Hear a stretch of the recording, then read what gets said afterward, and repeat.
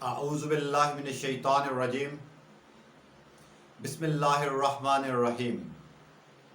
दोस्तों, आज हम बात करेंगे डियाबिटीज़ की कॉम्प्लिकेशंस के बारे में। डियाबिटिक मर्ज़ की वजह से, डियाबिटीज़ की वजह से मुख्तलिफ़ किस्म की पेचीदगियाँ पैदा हो जाती हैं या मुख्तलिफ़ किस्म की अलामात के मजमूआ जात सामने आ जाते हैं। मसलन कार्डियोवैस्कुलर डिजीज़ ये बहुत अहम है डियाबिटिक पेशेंट्स में। इसी तरह न्यूरोपैथी यानी नर्व्स का डैमेज हो जाना, नेफ्रोपैथी यानी किडनीज़ का डैमेज हो जाना, किडनीज़ का फंक्शन पुअर हो जाना, किडनीज़ का फिल्ट्रेशन रेट कम हो जाना। इसी तरह रेटिनोपैथी यानी आइज़ का डैमेज होना।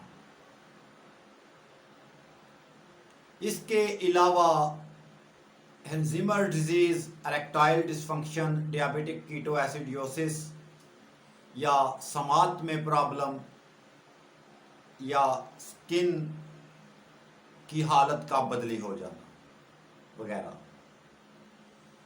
सबसे पहले हम बात करेंगे नेफ्रोपैथी के बारे में। बिल तरतीब हर पेचीदगी का जिक्र करके, हर पेचीदगी की वजह बयान करके और उसकी कंडीशन बयान करने के बाद हम उसका मदर टिंक्चर्स में इलाज देखेंगे।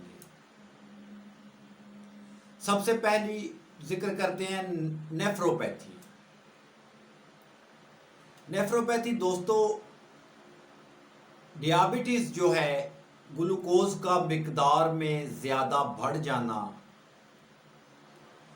इसके सबब से किडनीज़ के अंदर जो ब्लड वेसल्स हैं वो डैमेज हो जाती हैं या नैरो हो जाती हैं, क्योंकि जो फिल्टरिंग यूनिट है किडनीज़ की वो मुकम्मल तौर पर टिनी ब्लड वेसल्स से फिल होती है।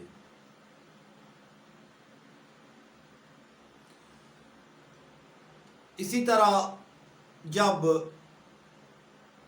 ब्लड शुगर लेवल बढ़ता है तो ये वेसल्स जो हैं ये या तो नैरो हो जाती हैं या वन ब्लॉक हो जाती हैं, जिसकी वजह से किडनीज फिल्ट्रेशन रेट जो है वो या कम हो जाता है, बाज़ औक़ात मुकम्मल तौर पर ख़त्म हो जाता है, जिसे किडनी फेलियर्स में भी आप काउंट करते हैं।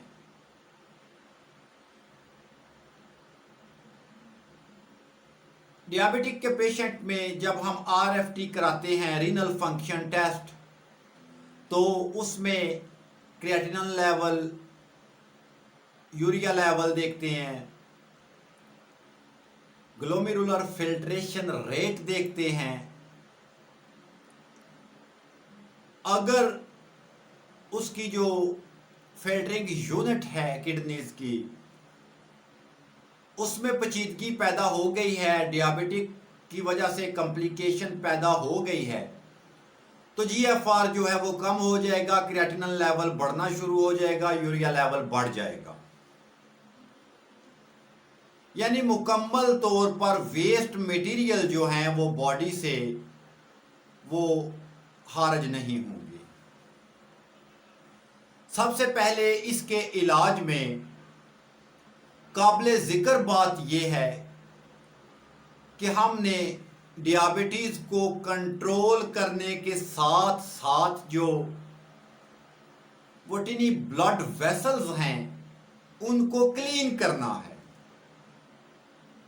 अगर वो क्लीन हो गई तो फिल्ट्रेशन रेट बढ़ जाएगा, जो इंतहाई पेचीदा काम है। इसमें डियाबिटीज़ को कंट्रोल करने के लिए हमारे पास बहुत सी अद्वियात हैं जिनमें अव्वल ज़िक्र जेमनीमा सिल्वेस्ट्रे है। जेमनीमा सिल्वेस्ट्रे होम्योपैथिक मदर टिंक्चर से हम डायबिटीज को कंट्रोल करके साथ में किडनीज की फिल्टरिंग यूनिट जो है उसको क्लीन करेंगे। बाज़ औक़ात ऐसे होता है कि नेफ्राइटिस हो जाता है, ब्लॉकेज मुकम्मल नहीं होती, या ऐसे होता है कि ब्लड वेसल्स जो हैं वो नैरो होती हैं, साथ में जो है हाइड्रोनेफ्रोसिस भी होता है। बाज़ पेशेंट्स की किडनी शेप चेंज हो जाती है, बाद में फिल्ट्रेशन रेट कम होने के साथ साथ की वजह से उनके किडनीज में यूरिक एसिड के स्टोन या कैल्शियम ऑक्सलेट के जो है स्टोन पैदा हो जाते हैं, उनकी वजह से भी किडनीज ब्लॉक होकर फिल्ट्रेशन कम हो जाती है। सबसे पहले जेमनीमा सिल्वेस्ट्रे साथ में क्रिएटिनिन लेवल को कम करने के लिए, यूरिया लेवल को कम करने के लिए और हाइड्रोनेफ्रोसिस को खत्म करने के लिए कैमोमिला होम्योपैथिक मदर टिंक्चर मेरी प्रैक्टिस में ये टॉप की मदर टिंक्चर है, जिसके इस्तेमाल से चंद दिनों के अंदर अंदर क्रिएटिनिन लेवल, यूरिया लेवल कम होना शुरू हो जाता है और हाइड्रोनेफ्रोसिस भी खत्म होती है। साथ में इसके अलावा बॉडी में जहां कहीं भी इन्फ्लामेशन होती है, कैमोमिला उस पर काम करती है।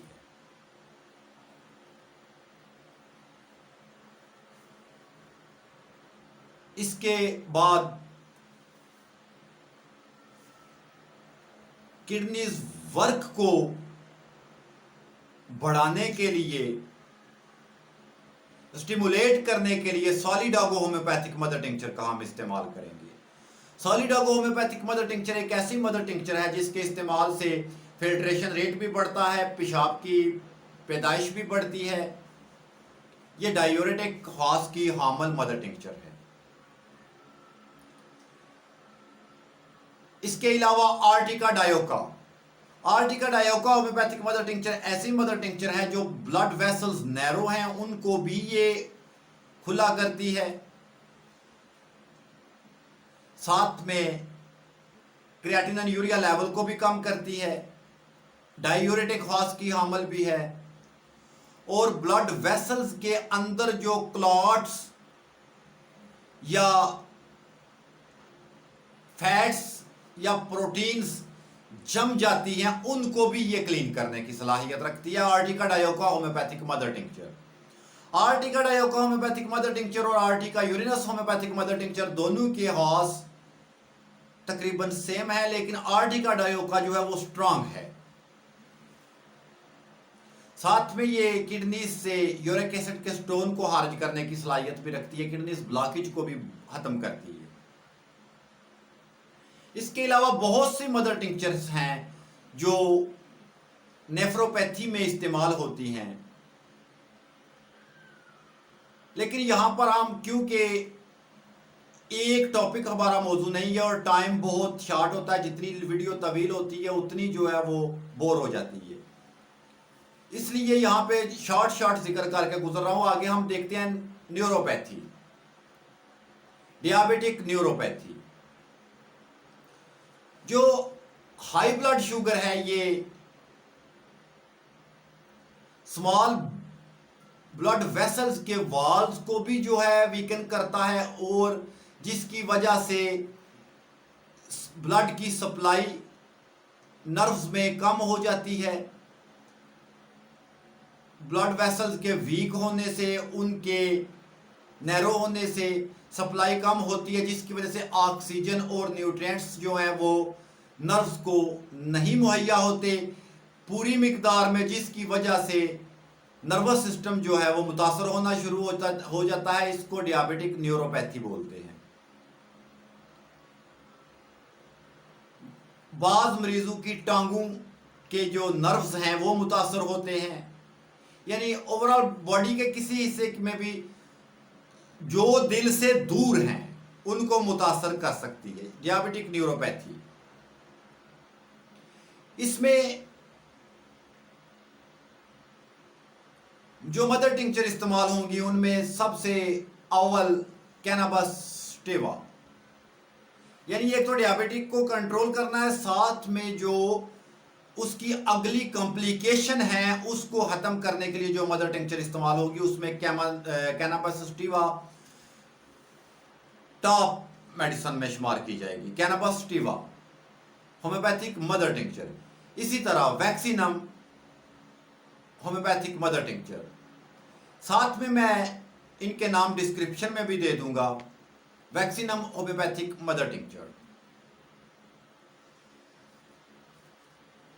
ये भी नर्व्स को ऑक्सीजन की सप्लाई बढ़ाएगी और न्यूट्रिएंट्स की मिकदार जो है वो मतलूबा मिकदार जो है वो नर्वस सिस्टम मुकम्मल इस्तेमाल करेगा।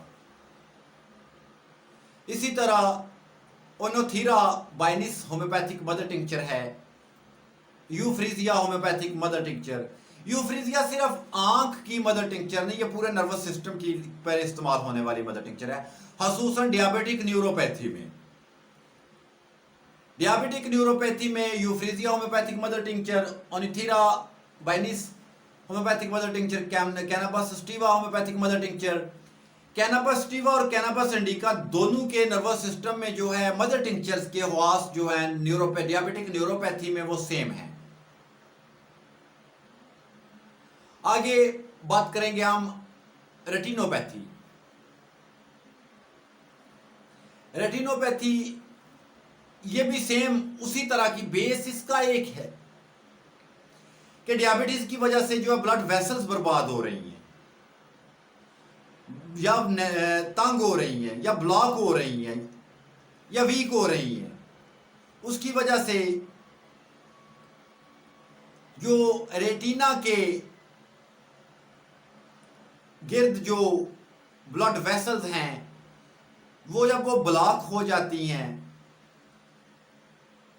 या फिर डैमेज हो जाती हैं तो ब्लड सप्लाई कट जाती है, जिसके रिजल्ट में नतीजातन रद्द-ए-अमल के तौर पे आइज जो है वो अटेम्प्ट करती हैं न्यू ब्लड वेसल्स को ग्रो करने के लिए। और ये जो न्यू ब्लड वेसल्स की ग्रो शुरू होती है वो प्रॉपर नहीं हो पाती, जिसकी वजह से वो मुकम्मल डेवलप नहीं होती, जिसकी वजह से इजीली लीकेज पैदा हो जाती है और आंखें जो है वो आईवीएन जो है वो बर्बाद हो जाती है। इसके लिए वही मदर टिंचर्स कारआमद होंगी जो डियाबिटिक न्यूरोपैथी में, जिनमें euphrasia homeopathic mother tincture, cannabis sativa homeopathic mother tincture, oenothera homeopathic mother tincture या वैक्सीनम होम्योपैथिक मदर टिंचर। यही अद्वियात जो हैं जो न्यूरोपैथी में हैं वही रेटिनोपैथी में इस्तेमाल होंगी। इनकी डोज तमाम मदर टिंचर्स की 10 ड्रॉप्स जो न्यूरोपैथी में बयान की गई या रेटिनोपैथी में उनकी 10 ड्रॉप्स दिन में 3 मरतबा। रेटिनोपैथी में जो है वो यूफ्रीजिया जो है वो आई ड्रॉप की सूरत में भी मिलती है, मुयस्सर है, आई ड्रॉप की सूरत में भी आप इस्तेमाल कर सकते हैं। इसके अलावा अगली कॉम्प्लिकेशन जो है वो है फुट डैमेज। फुट डैमेज, इसमें ये एक किस्म की पेरिफेरल आर्टरियल डिजीज है। इसमें ब्लड सप्लाई जो है जब वो मुअत्तल हो जाती है या बंद हो जाती है तो नतीजातन जो है, पहले नंबर पे एक बात वाज़ेह करते चलूं कि डियाबिटिक पेशेंट में जो अज़ा दिल से जितने दूर हैं उतनी जल्द मुतासिर होंगे, उतनी जल्द डैमेज होंगे। फॉर एग्जाम्पल यहाँ हार्ट है यहां से सबसे ज्यादा दूर पांव का अंगूठा है। जब भी ब्लड सप्लाई मुअत्तल होगी या कम होगी या वेनें डैमेज होना शुरू, ब्लड वेसल्स डैमेज होना शुरू होंगी, तो दूर के हिस्से में जो है वो ब्लड सप्लाई भी कम होगी, वो डैमेज भी जल्दी होंगी और ऑक्सीजन की सप्लाई भी रुक जाएगी, न्यूट्रिएंट्स की भी रुक जाएगी। और अगर वो ब्लॉक हो गई है डियाबिटिक पेशेंट की, ब्लड सप्लाई रुक गई है, तो नतीजा में वो डेड होना शुरू हो जाएगा या जख्म पैदा होगा, यहां तक के हड्डी तक डैमेज हो जाएगी, क्योंकि उसको मुकम्मल तौर पे सप्लाई रुक गई, वो डेड हो जाएगी, जिसके नतीजा में सर्जन हजरात उसको कट कर देते हैं, काट देते हैं उस हिस्से को जितना वो डैमेज हुआ होता है। अगर उसको ना काटा जाए तो वो आगे उसकी जो डेड टिश्यूज हैं वो मजीद अगली टिश्यूज को मुतासर करना शुरू कर देती हैं। हालांकि अगर इब्तदा में उसको कवर कर लिया जाए तो हाथ और हाथ नताइज मिलते हैं। बाज़ बहुत हद तक मुतासर फुट जो हैं वो भी मुकम्मल तौर पे ठीक हो जाते हैं, लेकिन उसमें पेशेंट को तहम्मुल की ज़रूरत होती है और ट्रीटमेंट में उसको मुकम्मल तौर पे डिपेंड डॉक्टर पे करके मुकम्मल तहम्मुल का मुजाहरा करना होता है, फिर वो अज़ा के कटने से महफूज रहता है। उसमें सबसे पहली मदर टिंक्चर जो हम ओरल इस्तेमाल करेंगे वो एलियम स्टीवा होगी।